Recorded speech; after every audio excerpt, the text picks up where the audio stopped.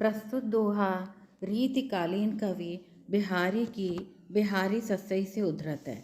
आचार्य रामचंद्र शुक्ल का कथन है, मुक्तक कविता में जो गुण होना चाहिए वह बिहारी में चरमोत्कर्ष पर पहुंचा है। इसी प्रकार विविध विद्वानों ने बिहारी के विषय में कहा है कि बिहारी सस्सई रसिकों का घर है। हजारी प्रसाद द्विवेदी का कथन है। बलदेव उपाध्याय का मानना है कि बिहारी दोहों के बादशाह हैं और विश्वनाथ सिंह का मानना है बिहारी मुक्तक साहित्य के बेजोड़ कवि हैं। ऐसे ही कवि के दोहे की व्याख्या हम कर रहे हैं। कुछ गिरी चढ़ी अति थकित वह, चली दीठ मुँह चाढ़, फिर न टरी परिय रही, गिरी चिबुक की गाढ़ी। यहाँ पर नायक नायिका के चिबुक के सौंदर्य को, थोड़ी के सौंदर्य को देखकर उस पर मुग्ध हो उठता है। जो कठिन शब्द है मैं व्याख्या के साथ ही स्पष्ट करूंगी।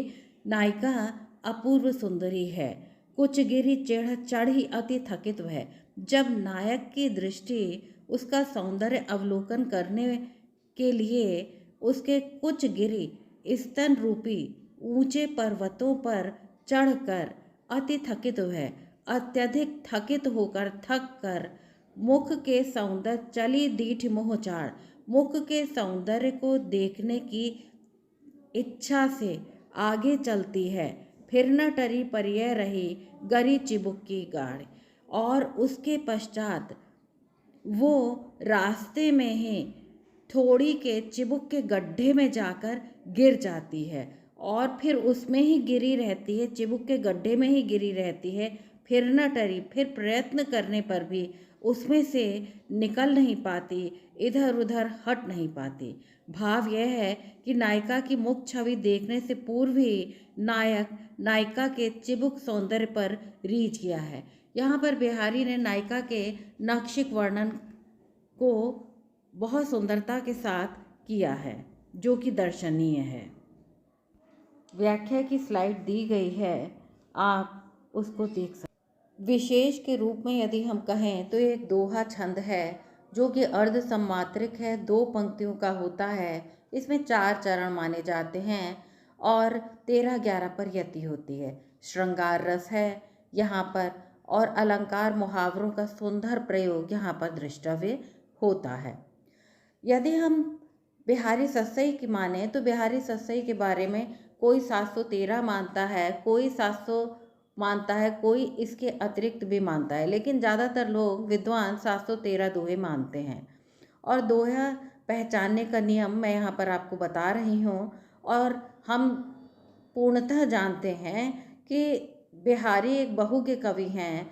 आपके दोहों में श्रृंगार के अतिरिक्त विभिन्न रसों का प्रयोग सुंदरता से किया गया है, जो कि उनकी बहुज्ञता का परिचायक है।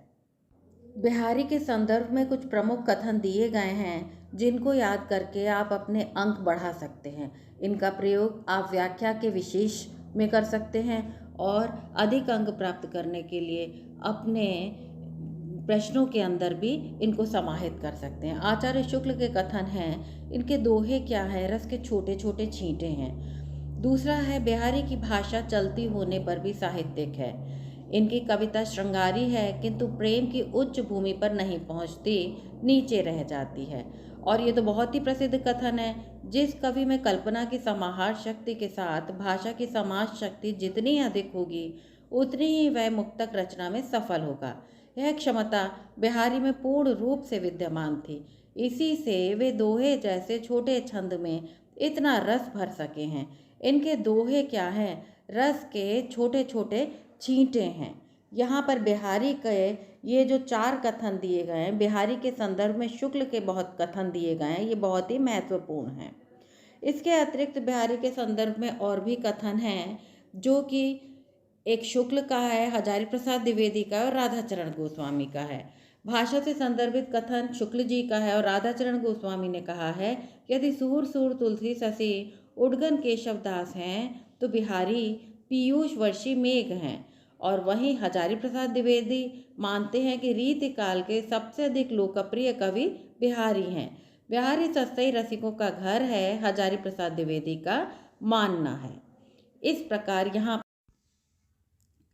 भाव साम्य के रूप में यद्यपि हम सौंदर्य के वाह्य सौंदर्य के बहुत से उदाहरण देते हैं, लेकिन इनकी नायिका में आंतरिक हृदयगत सौंदर्य भी विद्यमान है, जो कि हम प्रसाद की पंक्तियों से मिला सकते हैं। उज्ज्वल वरदान चेतना का सौंदर्य जिसे सब कहते हैं, जिसमें अनंत अभिलाषा के सपने सब जगते रहते हैं। किड्स की पंक्तियाँ हम भूल नहीं सकते, a beauty is a thing of Joy forever. और विद्यापति की पंक्तियाँ भी हैं, बिहारी की अन्य पंक्तियाँ भी हैं, और बिहारी की कई पंक्तियाँ दी हैं जो कि मुग्धा नायिका से संबंधित हैं। यदि आपको आप इन सभी का प्रयोग करके अपने अंकों को निश्चित रूप से बढ़ा सकते हैं। यदि आपको मेरे द्वारा पढ़ाया गया यह दोहा अच्छा लगा हो तो कृपया चैनल को लाइक, शेयर और सब्सक्राइब अवश्य करें। बहुत बहुत धन्यवाद।